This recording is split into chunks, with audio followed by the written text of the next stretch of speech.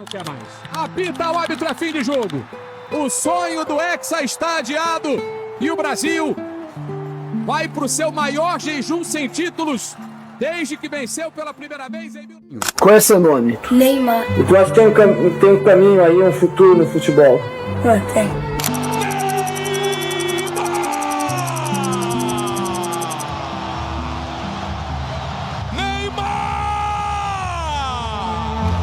Neymar é do Brasil!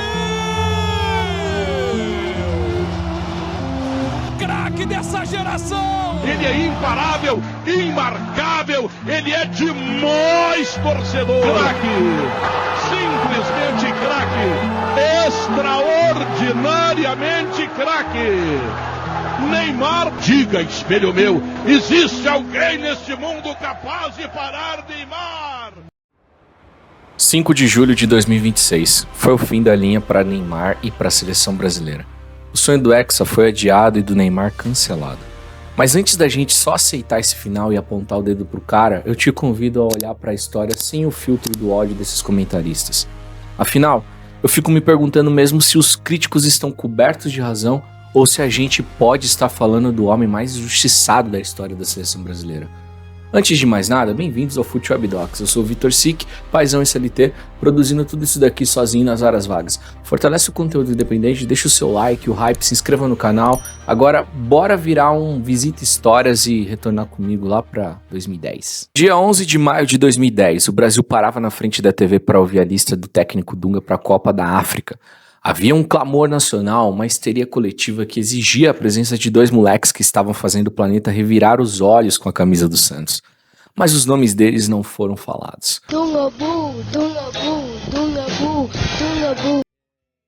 O Brasil sério e rígido do Dunga ficou de fora da Copa nas quartas daquele ano. E a sensação que ficou no ar foi uma ironia cruel. O nosso futebol começou a aprender a duvidar do Neymar antes mesmo dele pisar no gramado de uma Copa do Mundo. Afinal, ele não era melhor que as opções preteridas por Dunga? Mas aí, meses depois, ele estreava pela seleção principal, fazendo gol contra os Estados Unidos.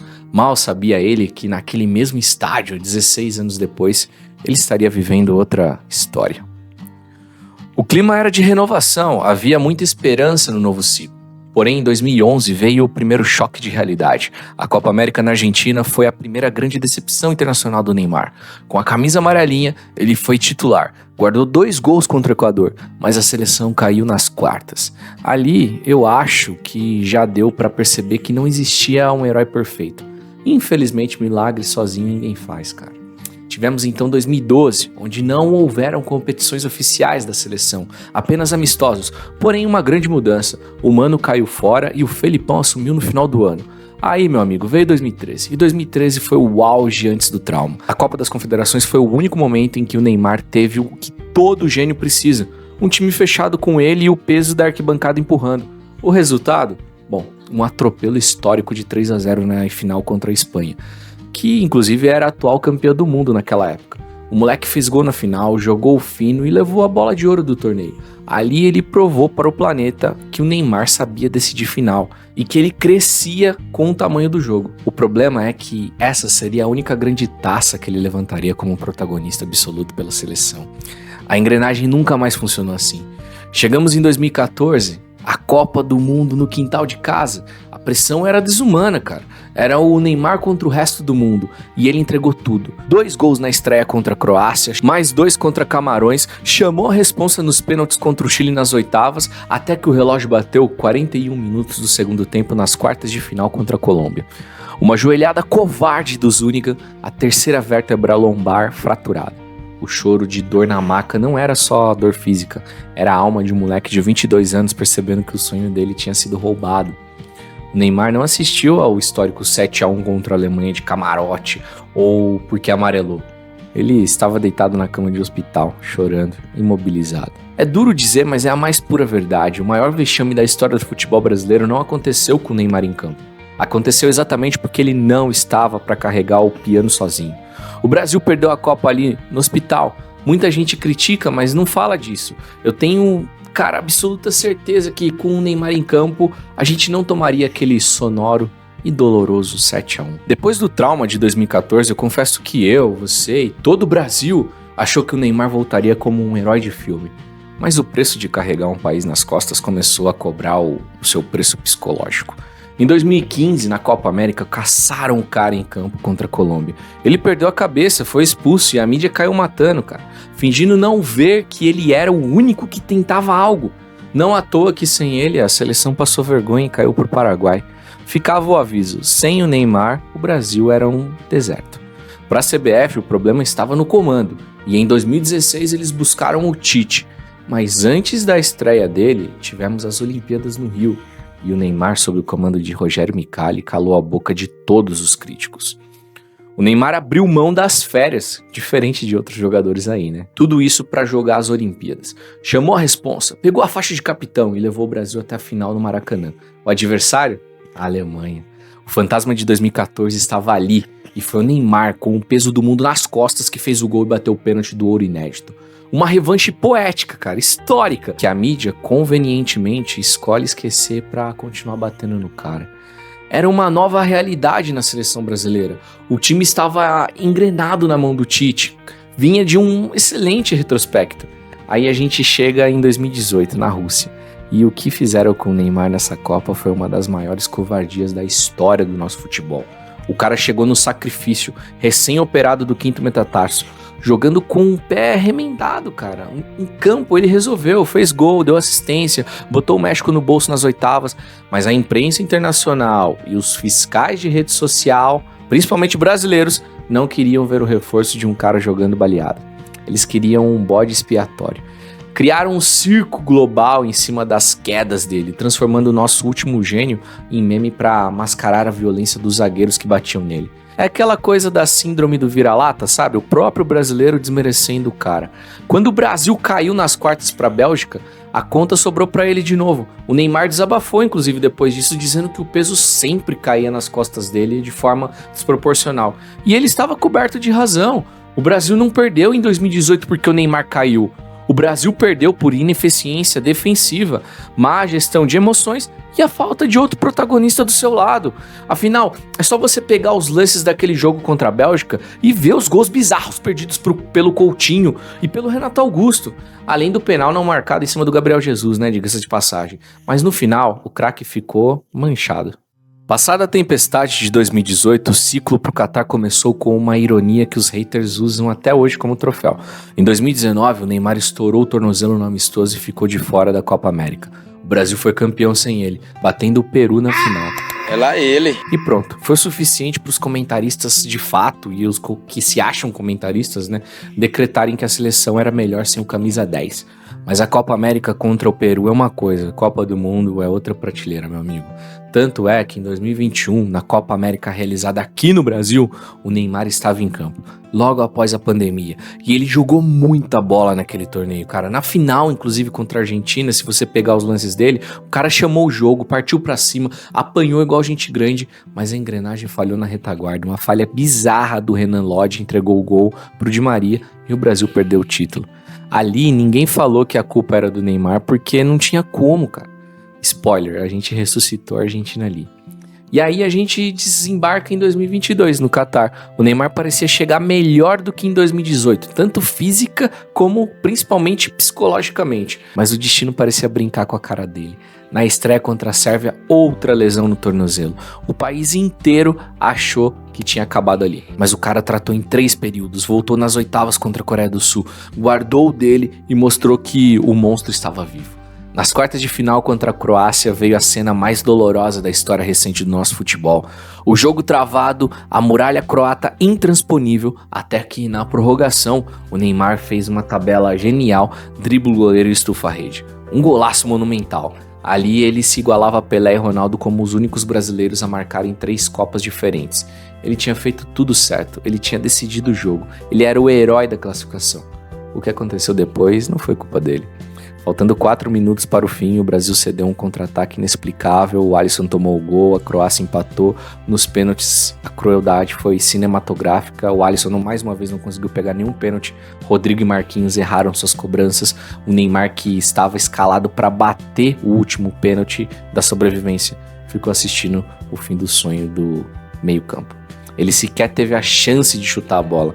O choro dele no gramado do Catar foi o choro de quem entendeu. Naquele momento, não importava o que ele fizesse, cara.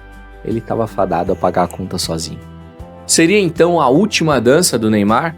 Talvez. Só o tempo iria dizer. Se o Catar parecia o fundo do poço, outubro de 2023 provou que o destino ainda tinha mais requintes de crueldade.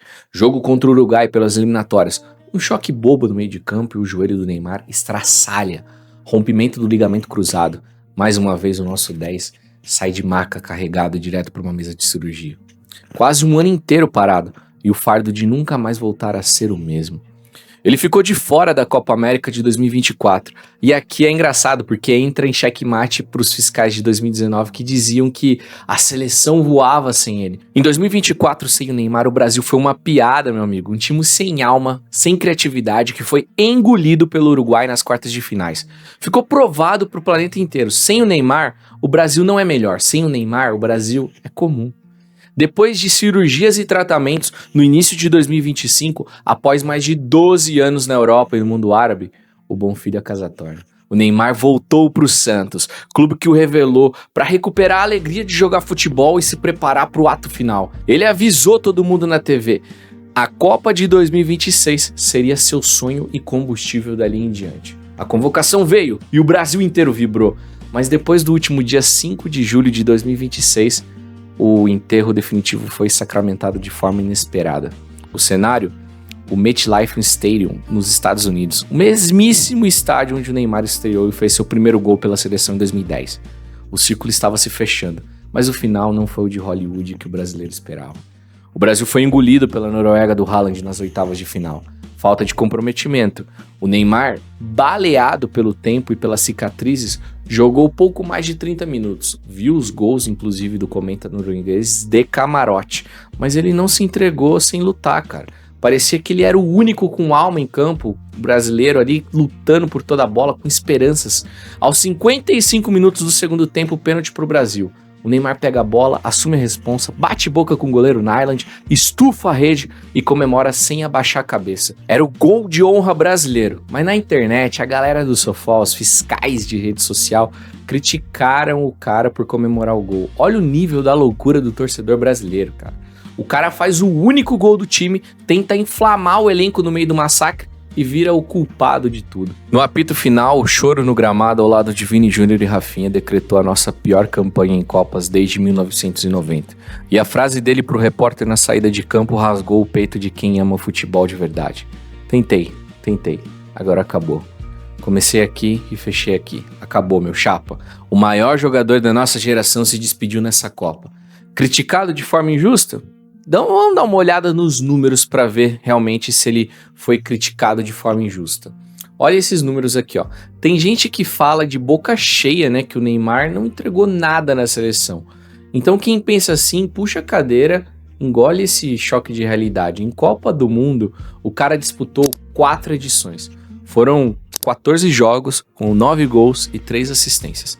A melhor campanha coletiva que ele viveu foi a semifinal de 2014. Aquela mesma que ele assistiu de uma cama de hospital porque teve a coluna fraturada. O cara, infelizmente, nunca jogou uma final de Copa do Mundo, mas olha o tamanho da contradição. Pela contagem da FIFA, ele é simplesmente o maior artilheiro da história da seleção brasileira, com 80 gols. O cara superou o Rei Pelé em gols oficiais. Está no top 3 jogadores que mais vestiram a camisa amarelinha. Ele tem no currículo uma Copa das Confederações jogando fino contra a Espanha e o ouro olímpico inédito carregando a faixa de capitão. Ah, mas ele nunca ganhou uma Copa do Mundo. Meu chapa, o Brasil não ganha uma Copa do Mundo há 24 anos. Vamos para 28 agora, infelizmente, recorde histórico negativo. O Neymar ficou quase 3 anos sem fazer gol oficial pela seleção por causa daquele joelho estourado lá em 2023. Mas nesse último jogo, aos 55 minutos do segundo tempo, no mesmo MetLife Stadium, onde ele estreou em 2010, ele foi lá e guardou o dele. Converteu o pênalti, a única chance que ele teve. Começou em Nova Jersey e terminou em Nova Jersey. E o Brasil conseguiu igualar a sua pior campanha em Copas desde 90. A culpa é dele? Ou a culpa é de um país que desaprendeu a produzir gigantes? A grande verdade que a imprensa esportiva tentou camuflar criando o termo Neymar dependência é que o Neymar viveu uma solidão técnica desesperadora, meu amigo. Em 4 Copas do Mundo, nenhum companheiro de ataque conseguiu sustentar o protagonismo ao lado dele por mais de um ciclo. Mudava o elenco, mudava o técnico e a cobrança midiática continuava inteira nas costas de um homem só. Os defensores dos Unidos do Sofá e das redes sociais vão gritar: ah, mas em 2019 o Brasil ganhou a Copa América sem ele. Ganhou, realmente ganhou, meu amigo. Ganhou contra o Peru. Porque quando o nível subiu de verdade na Copa América de 2024 nos Estados Unidos, sem o Neymar, a seleção teve uma campanha desastrosa, vergonhosa. O Neymar errou? É claro que errou, como qualquer outro ser humano cometeu erros. Em determinados momentos ele deu munição para os críticos. Mas o linchamento que esse cara sofreu do próprio povo brasileiro é bizarro. O brasileiro destilou tanto ódio, tanto síndrome de vira-lata, que preferiu transformar o maior gênio da geração em um meme, do que simplesmente aceitar que os zagueiros caçavam a perna dele porque era a única forma de pará-lo, cara. Nesse último jogo, o ciclo se fechou e o Brasil não perdeu apenas o seu maior artilheiro. O Brasil perdeu o último jogador das últimas 4 gerações, que era capaz de pegar a bola, botar embaixo do pé, inventar um drible na fresta do campo e decidir um jogo sozinho contra qualquer superpotência do planeta. Mesmo quando o time ao redor dele era um deserto de ideias. Tudo bem que ultimamente ele estava um pouco aquém fisicamente, mas ele era diferenciado. A partir de agora, os críticos finalmente têm o que queriam: uma seleção brasileira sem o Neymar. O vilão de vocês se aposentou da amarelinha. Agora me diz uma coisa: quem é que vai carregar o piano? Quem vai chamar a responsa quando o bicho pegar? É triste dizer isso, mas o Neymar será sempre o craque que o Brasil perdeu. Muito obrigado por ter ficado até aqui. Eu sou o Vitor Sique, esse é o FuteWeb Docs. Se você curtiu o vídeo, deixa o seu like, o hype e até o próximo vídeo.